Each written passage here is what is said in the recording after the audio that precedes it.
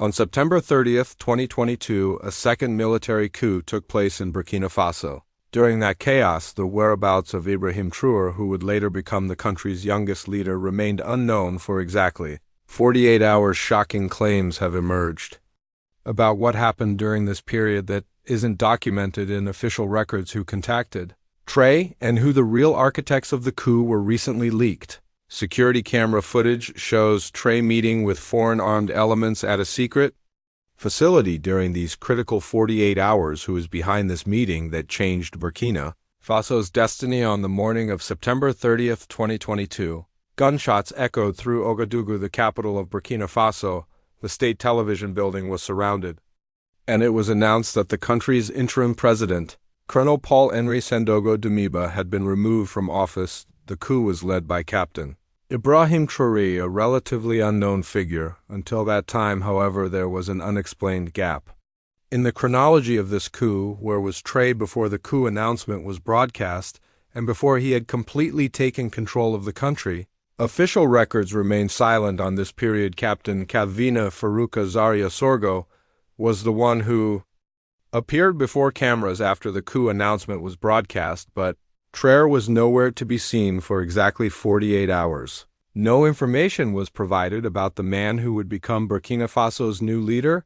No official explanation was given about Traoré's whereabouts from the morning of the coup day until the morning of October 2nd. This situation caught the attention of international observers and intelligence services. French intelligence, which closely monitors developments in Burkina Faso, one of France's former colonies in West Africa, prepared interesting reports during this process. According to documents leaked by Jean-Pierre Lacaille, a former French intelligence officer, Traoré entered a location believed to be a facility cameo 7 at 6:30 on the day of the coup and did not leave this facility until 5:15 on the morning of October 2nd. This facility, known as Camsmo 7, is located 27 kilometers east of Ouagadougou and is known as a former French military base. However, it is claimed that control of this facility changed hands when Russia's Wagner Group began operating in the region in 2018. The remote location, surrounded by dense vegetation and with limited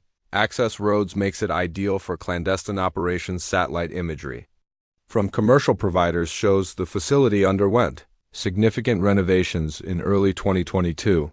With new structures being built and the perimeter security enhanced. Former Burkina military intelligence officer Colonel Emmanuel Zongrana, who defected following the coup, claims that Camsumo 7 was transformed into a Russian intelligence hub in early 2022. The facility was officially decommissioned in 2018, but we observed increased activity there starting January 2022. Vehicles with diplomatic plates linked to the Russian embassy were frequently spotted in the vicinity, Zongrana stated in an interview with the BBC African service before disappearing from public view in November 2022. 6 months after the events, Omega News, a local media organization in Burkina Faso, published security camera footage obtained from an unidentified source. In these blurry and partially corrupted images, a person resembling Traoré can be seen entering what appears to be an underground facility accompanied by armed guards. The timestamp on the footage shows September 30th, 2022 at 6:27, almost exactly matching the time in the French intelligence report. Traoré's face cannot be clearly distinguished in the footage, but his body structure and characteristic walking style strongly suggest it is him. In the analysis conducted by Omega News's technical team, it is stated that the person in the images matches Traoré with an 87.3% probability. However, this analysis has not been verified by independent sources. Digital forensics expert Dr. Tarara Mbekele from the University of Cape Town examined the footage and noted, while the resolution is poor, the gate analysis software indicates a strong match with Traoré's documented walking pattern. The footage appears to be authentic, though some frames show signs of tampering. The Burkina Faso Ministry of Defense issued a statement 2 days after the footage was released, claiming it was digitally manipulated by enemies of the state seeking to sow discord between Burkina Faso and its international partners. However, they did not directly deny that Traoré was at the facility, instead focusing on questioning the authenticity of the footage itself. Even more striking in the footage are the identities of the people greeting Trout these individuals wearing military camouflage display an appearance different from standard Burkina Faso army uniforms. Some military analysts claim these individuals could belong to the Wagner Group, their distinctive tactical gear, including specific body armor configurations and weapon accessories not used by Burkina Faso forces, resemble those documented in Wagner operations in Mali and the Central African Republic. One of the armed individuals seen in the footage is claimed to be speaking Russian. Lip-reading experts indicate that the person says they are here prepare the meeting room language. Analysts from the University of Moscow who reviewed the footage confirmed the Russian phrase appears accurate, though the speaker has a non-native accent suggesting he might be from another former Soviet republic. Additional footage shows what appears to be advanced communications equipment being carried into the facility, including satellite terminals, consistent with secure military-grade communication systems. This suggests that whoever was meeting at Como 7 required a high level of secure communications capacity, possibly to coordinate with external actors. It is known that the Wagner Group is active in many West African countries as part of Russia's efforts to increase its influence in Africa. It is observed that Russia is trying to fill the void as France's influence diminishes. In Burkina Faso, Wagner's operational model typically combines security assistance, disinformation campaigns, and resource extraction agreements, creating a comprehensive package that appeals to leaders facing security challenges and international isolation. The fact that one of Traoré's first actions after the coup was to expel the French military presence from the country strengthens this connection. Was it also a coincidence that Russian flags were seen in the streets of Ouagadougou immediately after the coup? Investigative journalists from Le Monde documented the sudden appearance of professionally printed Russian flags within hours of the coup announcement, suggesting a level of preparation and coordination that would be difficult to organize spontaneously. It is claimed that Dmitry City, Russia's former ambassador to Africa, made at least 3 phone calls with Ibrahim Traoré, the leader of the Wagner Group, before Traoré's coup. Traoré allegedly told Traoré, "We support you, but timing will be critical."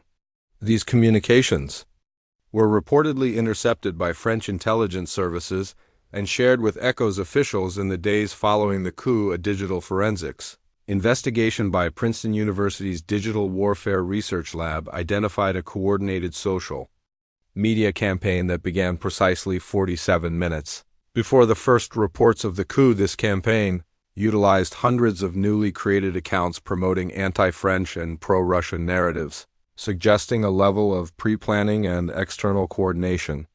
In the leaked footage, Traoré is seen entering the Como 7 facility, but there is no footage of what happened inside. However, various theories have been put forward about what was done at the facility for 48 hours.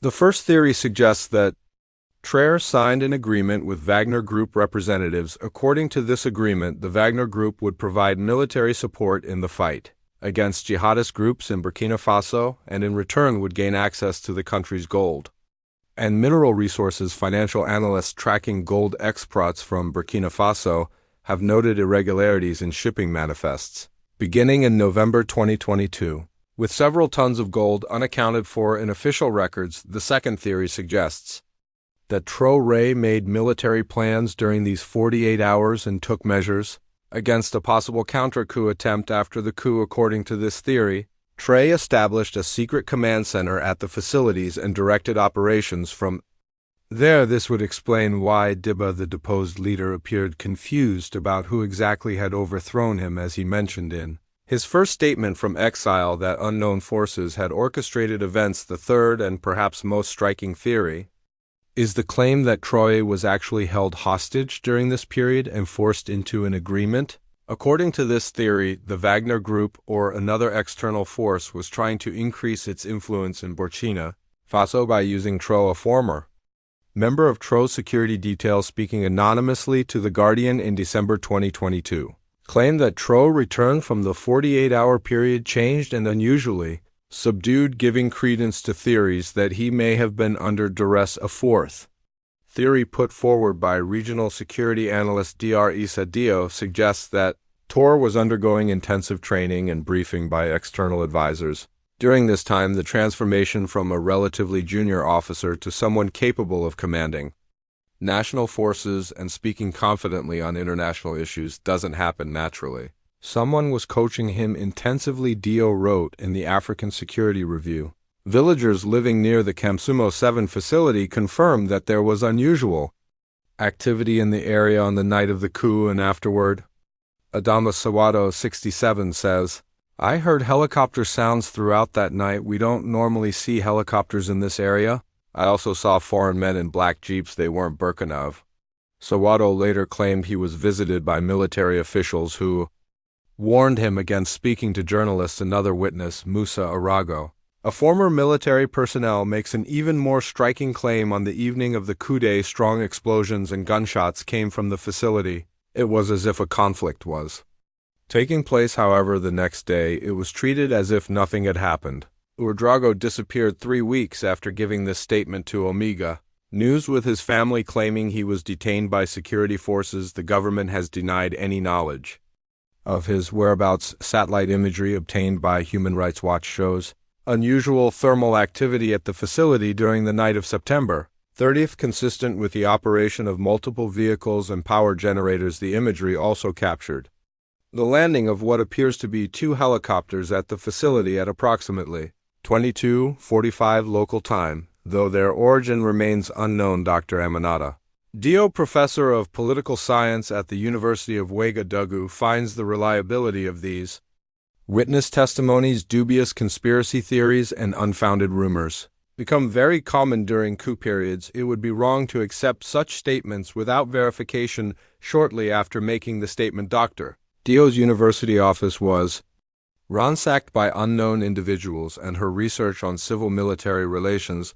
was stolen. Intelligence activities in West Africa have become increasingly complex in recent years. France conducted intelligence operations in Burkina Faso, its former colony, for many years. However, with Russia's increasing interest in the region, these operations also took on a new dimension.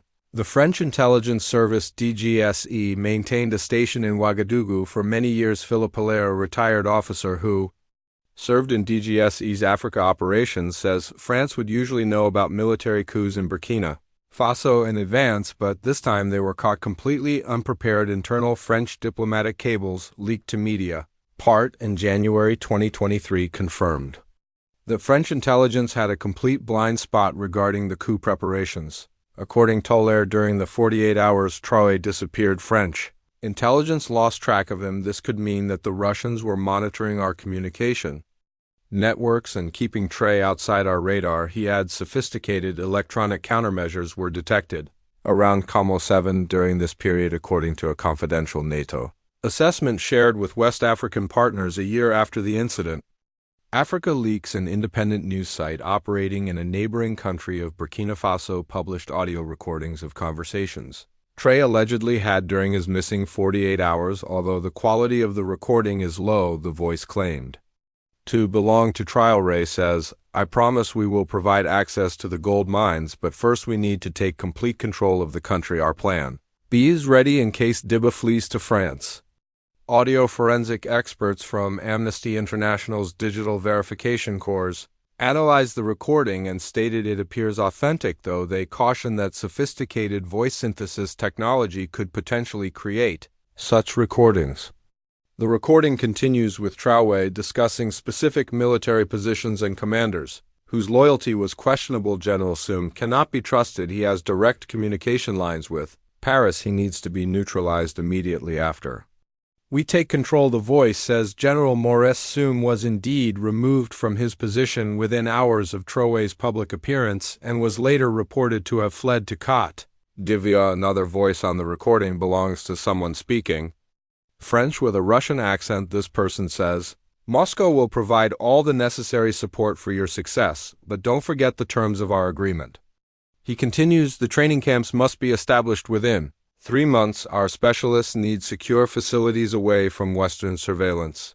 The establishment of new military training facilities in northern Burkina Faso was announced in January 2023 with Russian military advisors publicly acknowledged as being involved. The Burkina Faso government described these recordings as efforts by external forces to destabilize our country and claimed they were not authentic information. Minister Jean Emmanuel Arago stated that the recordings were sophisticated fabrications and part of a neo-colonial campaign to undermine Burkina Faso's sovereign choices. However, voice pattern analysis conducted by independent experts suggested a high probability match with Traoré's speech patterns, the moments when Traoré first appeared before cameras after the missing 48 hours provide some clues. In his speech on national television on the morning of October 2nd, Traoré appeared unusually tired. He had a small cut on his left temple and a slight tremor in his right-hand body.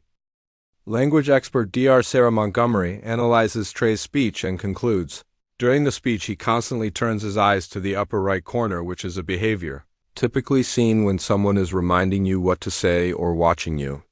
She further noted that his posture showed signs of physical exhaustion consistent with someone who had experienced a prolonged period of stress or limited rest. Medical experts who reviewed the footage noted that the slight tremor in his occasionally slurred speech could indicate either extreme fatigue or the after effects of certain medications. Dr. Miguel Rodriguez, a neurologist not involved in Traoré's care, observed that the symptoms are consistent with someone who has been under extreme stress or possibly sedated in the recent past. Some expressions Traoré used in his speech were also noteworthy. The time has come to establish new partnerships for our country's independence. This expression seemed like a harbinger of the close relationship that would later be established with Russia. Analysis of his speech patterns showed several phrases and rhetorical structures unusual for Traoré's previous public statements but remarkably similar to rhetoric used by leaders in other countries with Wagner Group presence. With Traoré taking control after the coup, various reactions emerged in the international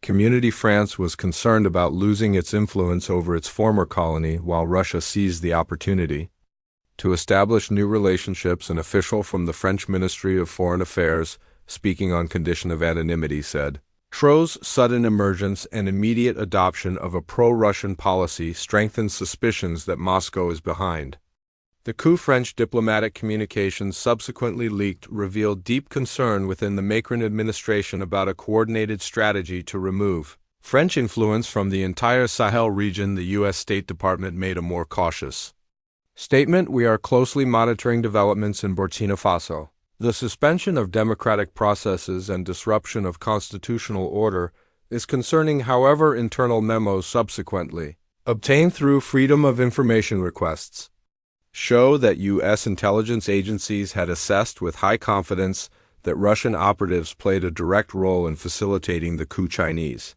Foreign Ministry spokesman Wang Lei offered a different perspective. China respects the sovereign choices of the Burkina people and stands ready to continue our economic partnership regardless of political developments. This statement came as Chinese mining interests in Burkina Faso faced uncertainty following rumors that new concessions would favor Russian entities. Burkina Faso is one of Africa's leading gold producers. The country's gold reserves whet the appetite of many international actors. The claim that Traoré signed an agreement regarding the country's gold mines during his missing 48 hours is one of the strongest theories. The agreements that the Wagner Group has made in countries such as Mali and the Central African Republic usually include mining rights. In these countries, Wagner provides security support to governments and in return gains access to valuable mineral resources. Financial tracking by the International Crisis Group has documented how this security for resources model has operated in other African nations where Wagner has established a presence. Dr. Carlos Mendez, an expert in the mining sector, says the Wagner Group is pursuing a strategy of gaining access to gold mines to finance its operations in Africa. The rich gold deposits in Burkina Faso could also be part of this strategy. Analysis of shipping records shows that gold exports from Burkina Faso began flowing through new channels in early 2023, with significant quantities being transported to Dubai and then on to unknown destinations. Artisanal miners in eastern Burkina Faso reported being removed from certain mining areas by foreign security forces speaking Russian. In early 2023, one miner told Reuters, "They came with local military and told us this area was now under special protection. We saw Russian men with special equipment taking soil samples and marking areas with flags." A confidential UN panel of experts report, portions of which were leaked to the New York Times in March 2023 detailed how gold mining operations in Burkina Faso had been reorganized following the coup, with new intermediaries linked to Wagner Group executives taking control of export channels. Traoré's missing 48 hours led to a dramatic change in Burkina Faso's political orientation. Relations with France rapidly deteriorated while repro with Russia began. French military bases were closed and new military agreements were signed with Russia within 6 months of taking power. Traoré had expelled most French diplomatic and military personnel, ending decades of close cooperation. More importantly, Burkina Faso's relations with other countries in the region also changed. Rapprochement began with countries like Mali and Guinea, which had gone through similar coup processes.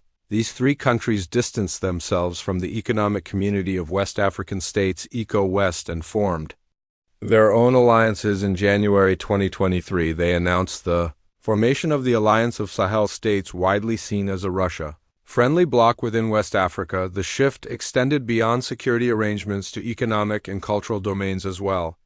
Russian language courses were introduced in Burkina University's Russian media outlets, like RT, gained preferential access, and agricultural cooperation programs with Russia were announced with great fanfare in state media.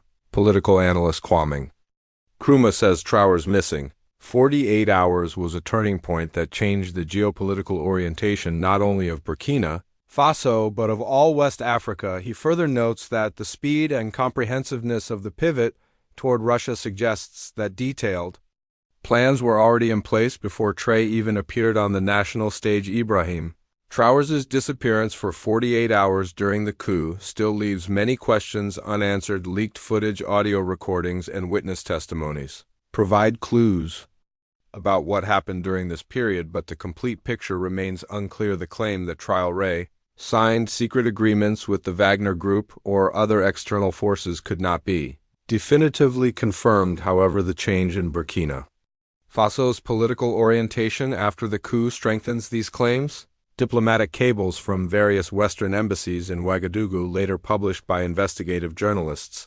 expressed near certainty that binding agreements were made during the critical window of Traoré's disappearance. The situation in Burkina Faso should be evaluated in the context of the decline of French influence in West Africa and Russia's gaining power in the region. Traoré's missing 48 hours could be part of this geopolitical struggle. The pattern seen in Burkina Faso has since been observed in Niger and other regional states, suggesting a coordinated strategy rather than isolated incidents. In conclusion, the 48 hours during which Ibrahim Traoré disappeared during the coup continues to be one of the most mysterious events in modern African history. Perhaps the true story will only emerge years later when archives are opened and witnesses begin to speak. Until then, this 48-hour mystery will continue to attract the attention of conspiracy theorists, intelligence analysts, and political observers.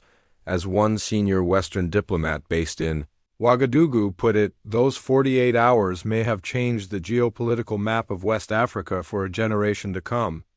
Understanding what happened in that window is crucial to understanding the new reality we face in the Sahel. For the people of Burkina Faso, the consequences of whatever transpired during those missing hours continue to unfold in their daily lives as their country navigates a new political direction and faces ongoing security challenges in an increasingly complex regional environment.